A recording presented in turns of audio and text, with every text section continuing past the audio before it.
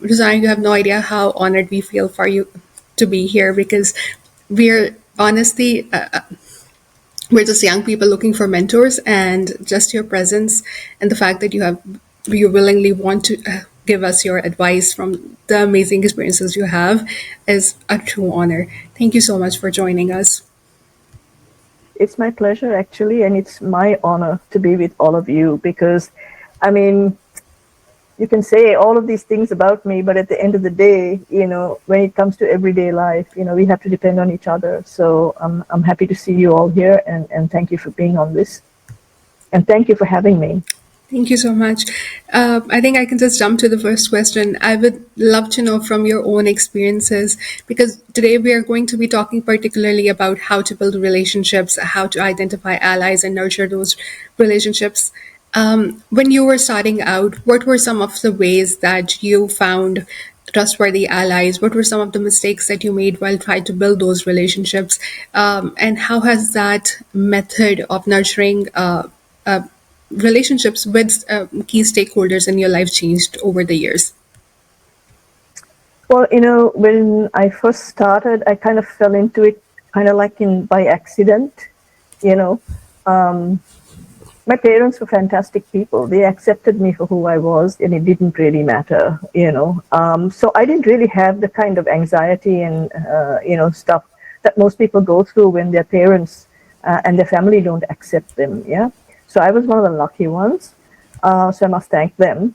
And so with that freedom, I was able to do whatever I wanted to do with my life. And, I've done lots of things in my life. And one of the things I realized when I started out actually by forming a women's group for LGBTQ women called the Women's Support Group, with a bunch of other women in Sri Lanka. And, as soon as I started, going abroad and getting exposed to the world of international LGBTIQ activism, my whole vision started changing. And at the end of a few years, I decided that being in the women's support group was too confining, because the problem in Sri Lanka was for all LGBTIQ persons, because Sri Lanka's laws is one of those few countries that criminalize adult same-sex sexual relationships amongst women as well. So, we also had, the HIV/AIDS programs running here, which was mostly looking at queer men and transgender persons and so on and so forth. And I wanted an organization to be focusing on not only men or not only women, but the entire, gamut of the LGBTIQ community. And because I was really surprised with these laws, when you're growing up in Sri Lanka, you don't think about, laws and stuff, unless, of course, you're studying law. I didn't go that far. So, it was quite a shock for me, actually, because I had gone abroad also, and I was living in the States for a while. So when I came back, I was like, what? Criminalized? Seriously? So this kind of got me, thinking like, this is crazy. And, unfortunately, up to now, we're still criminalized. We still haven't gotten rid of that. But the journey forward, I felt, was very important that, not only do we have a mixed organization with both men, women, and everybody in it, it was also a question of who is going to be on this journey with us, because, if we were going to do this alone, we are going to get nowhere fast. So one of the focuses of Equal Grant has always been to make sure that we have, friendly allies, family, friends on board with us on that journey. And it has paid great dividends 20 years later, because, we have been assaulted on social media by the haters, particularly this year.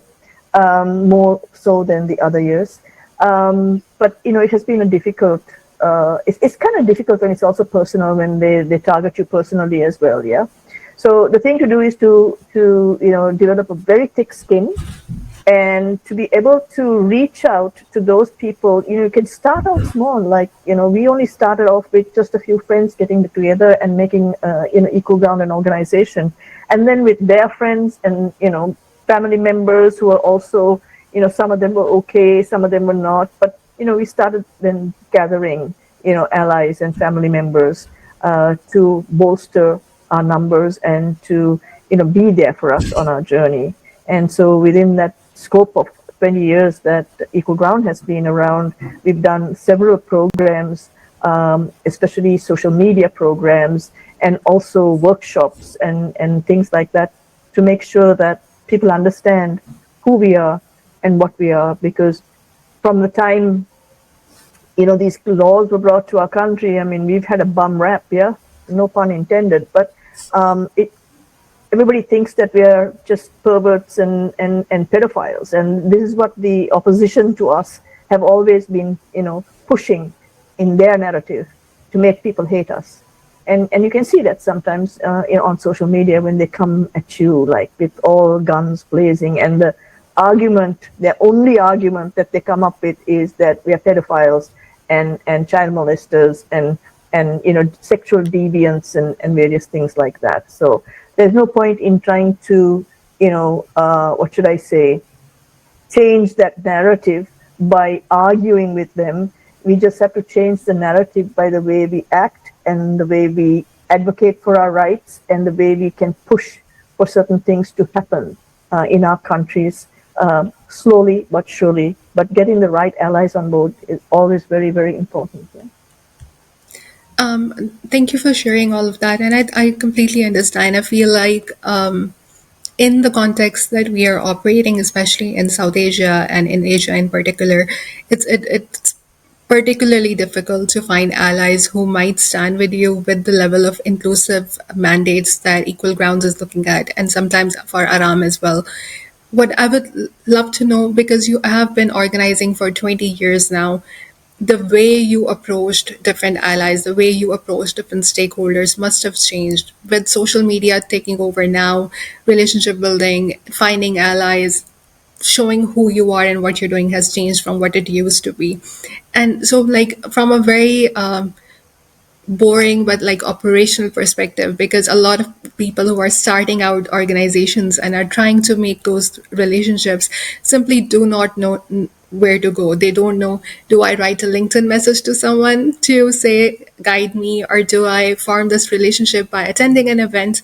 And I really want at Aaraam for us to really demystify these processes themselves, because there are a lot of people who want to do a lot of great things, and I believe people like you who have learned from 20 years of changing communications and changing, and especially because you operate within such a contested domain, so you already understand the nuances of really putting yourself out there and having face the rejection and challenges. So just the question is, again, from a very process oriented side, how has the trends of forming allies changed over the past 20 years? What works now? How do you actually go about building those relationships when you are afraid that you might get turned out or shut down? Well, the one good thing is that I've never been afraid to say who I was. And if they didn't like me, I would just turn around and walk away. Yeah. It's no big deal. My parents love me. I don't care whether you love me. Yeah. That's the way I looked at it. But right at the start, I mean, what we did was to introduce ourselves to all of, as many human rights NGOs that were working in this country. And we had a lot of, I actually had a very good mentor as far as that was concerned, Sunila Abesekara. She's no longer with us, but she ran a human rights organization, a women's rights organization, and she was part of the women's support group when we first started as well. And the introductions that we got, or I got, as a result of her being, with us, was, very valuable. And that was the first line of focus, was to get involved with as many, INGOs, NGOs working on human rights and things like that. The other side of the coin was also getting, allies within your own friend circles. circle. Sorry, yeah, it is a circus sometimes, but yeah, in your own friends circle, and just being able to talk to people and to explain to people, who we are, what we're trying to do, and never being like in your face or whatever. And we didn't really have a very public, say, pride celebration, for example, until about 3 or 4 years ago, because it was impossible to really get on the streets before. Considering the fact that Sri Lanka also was going through a civil war when we started our organization. So even though there was a war going on, we managed to somehow get ourselves to the east and all parts of the island, of course, except the north, very north, I'm saying. But, we got as far north as we possibly could without actually any incident, because, we were very mindful of the situation in those places, the different, what should I say, communities that lived there, what they were going through because of the war, and so on and so forth. So, from 2004 till 2009, when the war ended, we did spend a lot of time traveling the country, doing workshops, in the most remotest of areas, having to walk with all of our stuff under our arm across paddy fields to get to a schoolhouse where we were, doing a workshop for people. And to be quite honest, we didn't face any hassle from anybody, except one time when this gentleman from across the road came screaming for his wife, and his wife was at the workshop. So there was a bit of hoo-ha, but, and I tend to make light of things, and you have to have a, sense of humor if you live in Sri Lanka as well. So I think it's, it was one of those strategies that really worked for us, yeah, because now we have not only a lot of, organizations that, support us and, protect us, but we also have more allies from the corporate sector, from, various walks of life. So it's really, the strategy has to be, to get as many people on board on your journey as much as possible, I think. I'm still stuck on your comment on it being a circus, and I think that's just really really funny, and it's so real. It's so real.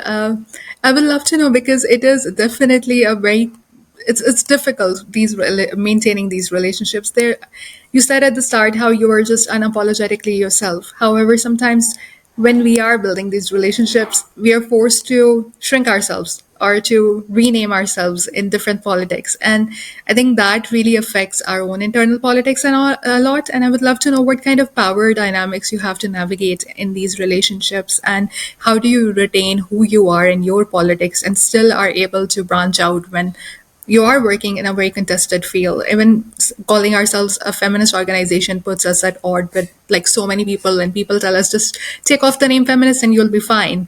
And so that's been an internal struggle that we have been thinking about. If we want to go forward, do we take it off? Do we keep it?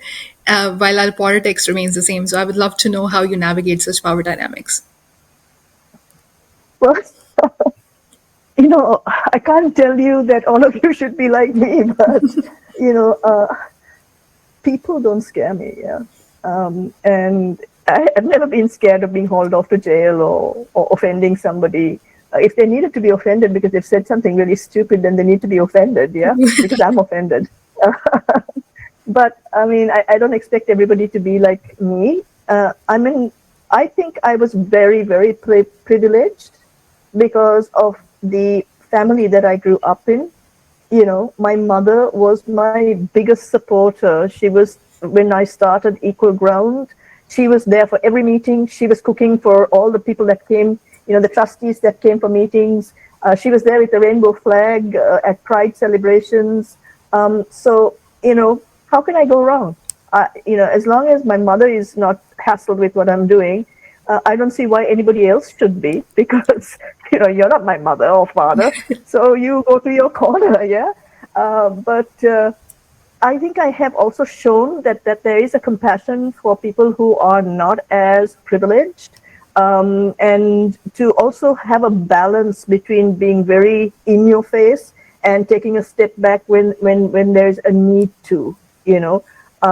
Sometimes if you would speak with my partner, she'd tell me that, don't do that, are you mad? And then I'm going like, well, somebody's got to do it. Yeah, it's a dirty job. What the hell? But, you know, it's one of those things that is just, I don't know, in me, I guess, but I'm also a lot older than most of you here, yeah? So I've gone through lots of things in my lifetime, some mostly good, and some bad, and some middle of the road. So, you know, I don't care who I offend nowadays, especially when it's like people who are trying to offend me or not doing what they promised that they're going to do, especially politicians, yeah? So I think I'm a bit of a handful, but by no means follow my follow my experience, because you'll get into trouble. But you know, I think people kind of get taken aback when you just say it, because they expect us to hide our sexuality, hide our feminism, hide who we are, so that they can be at the top of the rung, yeah? That doesn't sit well with me, because in an equal society, in an equal, equitable situation, everybody needs to be counted in, regardless of whether, you know, they're me or they're you or they're somebody else, you know. So I'm not afraid. I'm not afraid to say it if, you know, I think that somebody has said something silly or stupid, or that they're not giving us the space. There have been times when I have walked into a meeting or whatever, and somebody has said something silly, or, you know, so I have walked out, you know. So don't be afraid to walk out if there is offensive behavior by anybody, or if the organization that's arranging this is not, you know, mindful of, you know, the whole nuance of, you know, for example, the LGBTIQ community and who they are and what they are. Absolutely, and I think it's we would love to follow your example, because your example is a good one. Don't, It is a good you'll one. get into trouble. You'll get into trouble. We're all troublemakers. If we're here doing this I know. work, we're Great. troublemakers. We like trouble. Good. So I would love to know, like, this is like relationships we're forming outside. When we have a movement, we have a particularly when we have a movement which is not just an organization, we're working with a cause. There's always this fear that we have engaged people, but now if we lose momentum because we're giving ourselves time, or we're building something, or taking it slowly, we're going to lose people. We're going to lose the momentum. We're going to lose the relationships, and we don't have the capacity to put in enough time to keep everyone engaged in different ways, and that's just a lot of work. So how do you retain those relationships once you have had those introductions? How do you actually maintain them, call on them, retain that momentum? How do you inform them of what you're doing? Again, is a very process oriented question. Well, right from the start, I made it a point to go accept every single invitation I was given by just about anybody to go to their, you know, event, their meetings, whatever, you know. So for me, it was something that was important to be at every single space, so we could, you know, put the intentions of what we are doing and how we're doing it and for who we're doing it, so that people get used to seeing us and keep learning about who we are and what we are. The second thing is, of course, you know, at a very young stage of my activism, when I was still with the Women's Support Group, I was able to travel to my first ILGA conference. I don't know how that happened. It was so long ago. But then I was the first ILGA Asia rep, you know, and we had the first ILGA Asia conference. I believe it was in Mumbai. And, you know, it made a big difference, you know, learning from activists from all walks of life and from all different spaces around the world. And I have to, you know, say that you know, interlude that I had with ILGA, which spanned, I think, over almost a decade, did a lot for my activism. It also did a lot for my confidence, and it also taught me so many things about how I should do things, and who I should go for funding and what I should say, how to do it. These things are all very important, and nobody taught us. Yeah, we just went out there and did it. But fortunately, in this day and age, there's so many things out there that one can learn from various people, especially on the internet. So then internet was almost non-existent. So yeah, I think I was lucky that my trajectory took me through to various pathways, yeah, which turned out to be good, not only for me, but the organization, and also for the community in general. I think that's actually like very, very good advice, especially just showing up everywhere and making sure people know what you're doing and know you. I think one of my last questions would be, we've talked a lot about like outwards and how to retain relationships outside, but what about your own team that you're working with? How do you ensure that the inclusiveness you're trying to practice by bringing on everybody in the movement, you maintain it within your own team? What kind of internal policies that you have in place to really protect your own employees or protect your own staff or members so that the care that you're practicing is also internally reflected? Well, we have all the written policies, and since I head the organization, I'm very, very cognizant of the dynamics when you have people who are LGBT community members and who are not. I mean, we have never at our organization said no to non-community members being part of our organization, because that was also another way of making sure that we had allies in various places. I'm really proud to say that most of the people that have walked through Equal Ground's doors have ended up, working for INGOs, now working for LGBTIQ organizations that have sprung up. Most of my, quite a few of my, LGBTIQ colleagues from Equal Ground have started their own organizations, and they're doing well. So, I'm really happy that, they were able to do that, because one of the things was we felt so isolated because we were like the only organization for a while there, until the government changed and the war ended and all of that. So now the times have changed exponentially, and there are so many new organizations since 2017 that are operating in this country now. So my job has got a little bit less stressful, but we still have to face various issues from various quarters, so which they are also facing, and they have learned from being at Equal Ground how they should face those adversities and then get the better of it. So you just do what you have to do, I guess. Absolutely, absolutely. I would love to hand over to the audience. If anybody has any question, it's a great time to either put it in the chat or just unmute yourself. Hi, it's Sarah. Hi, I think, I found the conversation really, really interesting. Also, knowing Rosanna's work, it's not like I didn't know, but a few things, of course, listening to you guys. And I believe that we can also learn from Rosanna's experience. But after listening to the conversation, I think I have two specific questions for Rosanna. Number one, because you're talking about your experience, especially with your profession, with your activism, my first question is, what you think, according to you, has changed as far as the NGO landscape is concerned when you started and now? Whether it's professionalism, whether how they operate? That's my first question.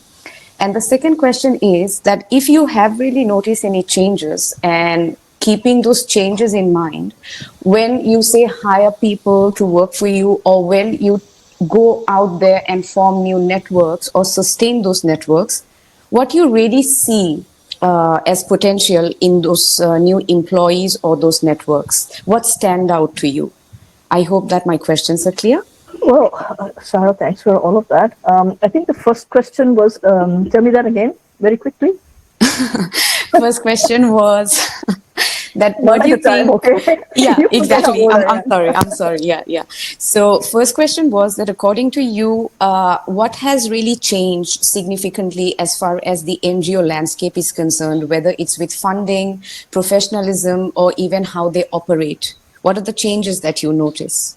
Okay, so first and foremost, I think there's a lot more NGOs now than there was when I started Equal Ground, even when I started my career within the LGBTIQ movement.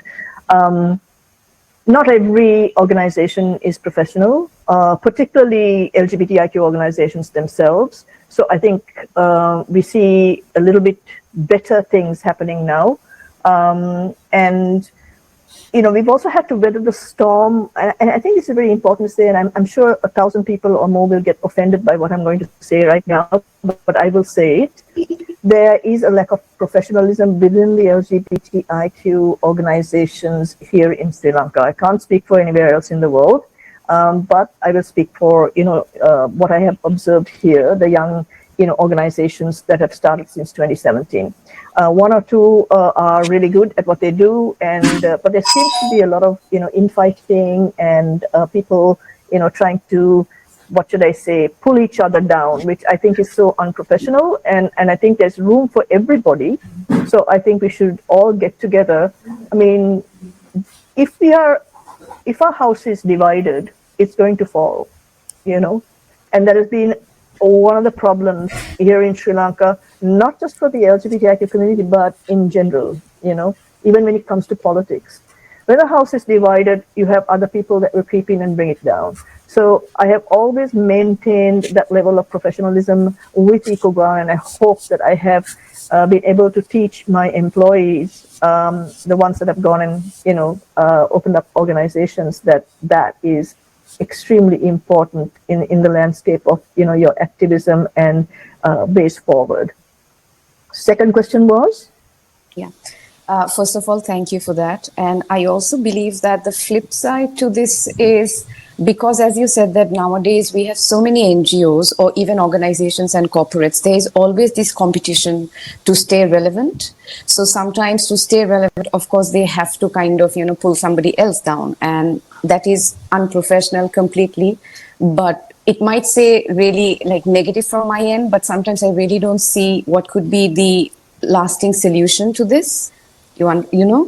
So Well, the problem, I think, Sarah, is that in our country, Sri Lanka especially, again, if people want to take offense at what I say, please do. I don't care.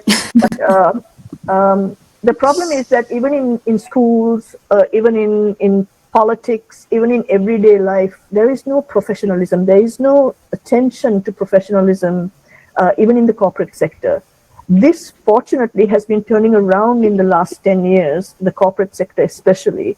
And there's also a lot more people realizing that, one needs to be professional, one needs to be able to talk to people and do things in an above board professional manner so that people can take you seriously. At the end of the day, when I started Equal Ground, nobody took the LGBTIQ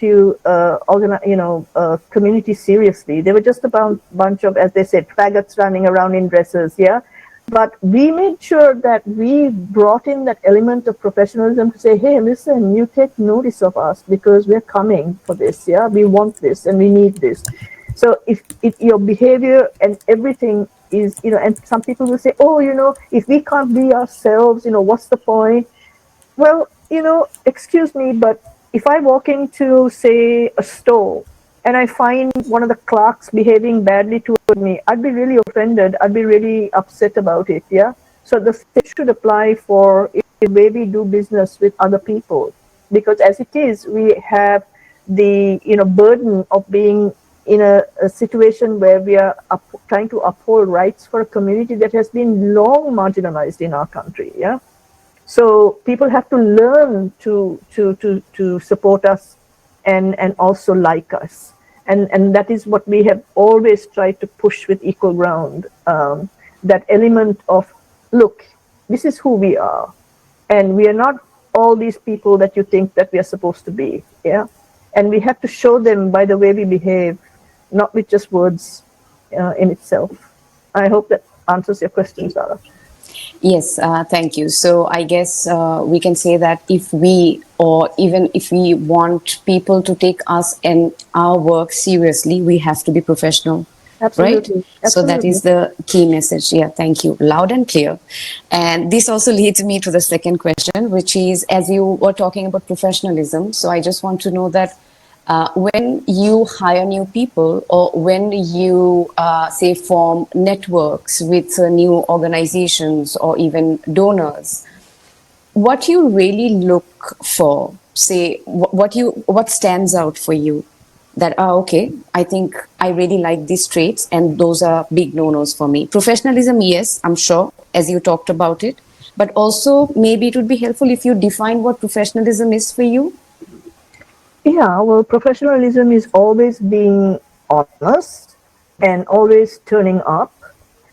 It's in your manner, in how you talk to people, how you present yourself. You know, I will never go in shorts, for example, to a meeting with an NGO. I mean, shorts. Sri Lanka, it's hot. I should be wearing shorts, but no, you don't. So your dress code, the way you handle yourself, what you say, when you say it. I mean, there's so much to professionalism, really, and it's something that a lot of people fall short on because they don't think that that aspect is important enough. It's mostly, especially when I was first into activism, I mean, all I heard was, well, we're LGBT people. They're going to take us seriously.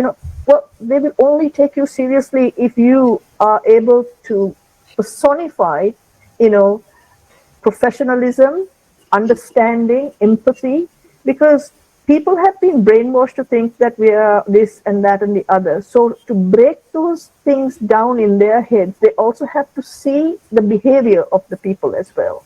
And I hate to say it, but some people behave so badly that it brings, all of us get a bad reputation as a result. So I kind of overcompensate for that, yeah, sometimes.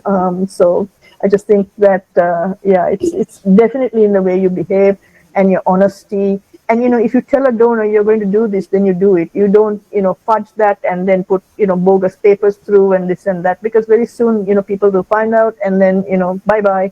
And that has happened to many, many people as well. So I think it is a package, Sarah. It's very difficult to sort of like, say what these attributes of the package is. But I think, when I'm saying that, everything has to be above board more than anything else. Yeah. Yes, thank you for that. Yeah. Thank you so much, Shara. Is there anyone else who has a question?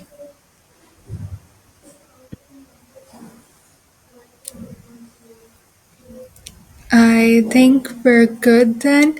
I think this would I would like to wrap up the meeting. Thank you so much, Rosanna, for your mentorship, for your amazing guidance, and for the amazing badass way you're living your own life and living the movement. It's very inspiring, and it was very very nice to connect with you. Likewise. Thank you so much for having me, and a big hi to everybody. Um, I'm just really proud that y'all asked me to be a part of this. So thank you very much. Thank you so much. Thank you, everyone. Take care. Thank you. Thank you, everybody.